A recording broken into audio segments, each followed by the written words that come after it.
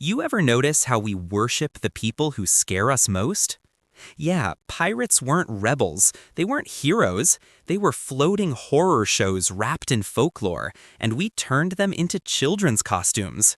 The world didn't just forget what they really were, it fell in love with the lie. And the scariest part? We're still doing it. The year is 1718, and you're standing on a beach in the Carolinas watching a ship burn on the horizon. Black smoke curls into the sky like a funeral pyre, and you can hear the screaming even from here.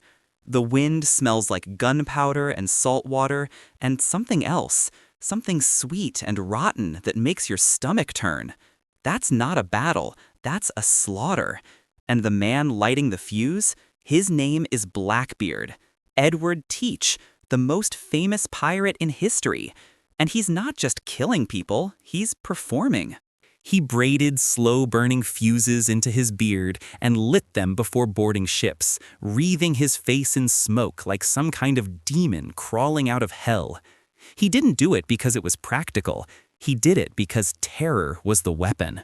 You see a man walking through fire, you don't fight back. You freeze, you break, you beg, and that's exactly what he wanted. But here's the thing nobody tells you. Blackbeard? He only killed one person in his entire career. One. The rest was theater. Psychological warfare. He understood something we're only now rediscovering in the age of viral videos and fear-based media. The story is more powerful than the sword. And the world ate it up, still does. Because pirates weren't just criminals, they were the first rock stars, the first viral sensations, the first people to understand that if you control the narrative, you control reality. And we've been falling for it ever since. Let's rewind. The golden age of piracy, roughly 1650 to 1730, wasn't some romantic adventure. It was a refugee crisis with cannons. Most pirates weren't choosing the life, they were running from it. Merchant sailors worked in conditions so brutal that slavery looked generous by comparison. Flogged for minor infractions, starved on rations crawling with maggots. Captains held absolute power, and if you questioned them, you were keel-hauled, dragged under the ship's hull, your skin shredded by barnacles, lungs screaming for air you'd never reach.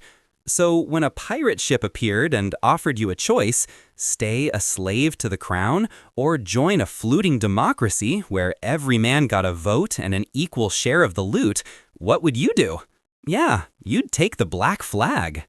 Because pirate ships operated on something England and Spain had never heard of: consent. They elected their captains, voted on every major decision, distributed treasure fairly. Disabled crew members received compensation, the first disability insurance in history. If you lost a leg in battle, you got 800 pieces of 8, an arm, 600. They even had workers' comp before workers had rights. And here's where it gets uncomfortable. Pirates were more progressive than the civilized world. They didn't care about your race, your religion, your past. Black men, indigenous people, escaped slaves, they fought side by side as equals on pirate crews. Women too. Anne Bonny and Mary Read weren't exceptions. They were proof that the only thing keeping women out of history was men writing it. But don't mistake equality for morality. These weren't freedom fighters. They were opportunists. And the second the treasure ran out, so did the democracy. Captain Charles Vane once tortured a ship's crew by tying them to the mast and slowly roasting them over a fire to find out where the gold was hidden. Except there was no gold. He knew that. He did it anyway. Not for money, for fun. Edward Lowe, another name history tried to bury, once cut off a man's lips, cooked them, and made the man's crewmates eat them while he watched. Why? Because the victim had thrown a bag of gold coins overboard rather than let Lowe have it. Lowe didn't just want the treasure, he wanted submission. He wanted to watch humanity crack.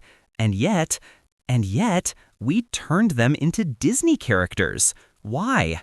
Because we don't romanticize pirates, we romanticize escape. Pirates represented the ultimate middle finger to authority, to kings, to systems, to the grinding, soul-crushing machinery of empire that told you where to live, what to believe, who to obey. Pirates said no. They burned the rulebook. They lived fast, died young, and didn't apologize for any of it. And deep down, we all want that. The courage to say, I'd rather drown than drown slowly. But here's the poison in the fantasy. The freedom pirates promised? It came with a body count. And most of those bodies weren't soldiers or kings. They were other poor people. Fishermen, traders, families just trying to survive. Pirates didn't dismantle the system. They fed off it like parasites. They were symptoms of empire, not solutions. And we celebrate them because it's easier to worship rebellion than to fix the reasons people rebel in the first place. Wait, stop here for a second. I need to ask you something real. Have you ever felt so trapped by the rules of your life that you fantasized about burning it all down? Not literally, but emotionally, just walking away from everything expected of you. If that hit you, drop a comment. Just write, I felt this. Because when you do, someone else will realize they're not alone. And that matters. Now let's talk about the romanticization machine. It started almost immediately. In 1724, just 6 years after Blackbeard's death, a book called A General History of the Pirates hit the streets. It was part journalism, part fan fiction, and it sold like wildfire. The author, probably Daniel Defoe, though no one knows for sure, didn't just report what pirates did. He made them sexy, tragic, charismatic. He gave them backstories, motivations. He turned killers into characters. And it worked, because people didn't want the truth. They wanted the feeling, the thrill, the vicarious rebellion without the consequences. Sound familiar? We do the same thing now with true crime podcasts, mafia movies, serial killer documentaries. We devour the darkness, but only when it's packaged as entertainment, only when we're safe. And here's the kicker. The pirates knew. They understood the power of image. Blackbeard's flaming beard wasn't a coincidence. It was branding. Calico Jack's skull and crossbones flag? Marketing. The Jolly Roger itself was a psychological weapon. When ships saw that flag, they surrendered 90% of the time without a fight. Not because pirates were invincible, because the idea of pirates was. They weaponized fear. We weaponized nostalgia. Same tactic, different century. But the romanticism hides something darker. We remember the names, Blackbeard, Bonnie, Kidd. We forget the thousands of nameless sailors they murdered, the enslaved Africans they trafficked, the villages they burned. We erase the victims because victims don't sell. Heroes do. And in our story, the pirates became the heroes the moment we decided the empires they fought were worse. And maybe they were. The British Empire enslaved millions. Spain genocided entire civilizations in the name of God and gold. France, Portugal, the Dutch, they all wrote their wealth in blood.